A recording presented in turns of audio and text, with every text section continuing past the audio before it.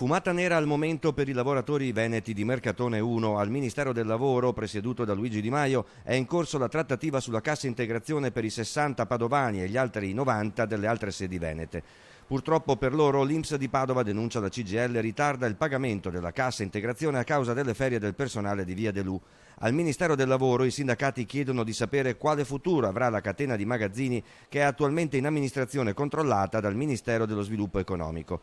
Nelle settimane scorse si era fatta avanti una cordata di debitori di Mercatone 1 disponibile a rilanciare l'azienda. L'alternativa sarebbe, casomai, il fallimento.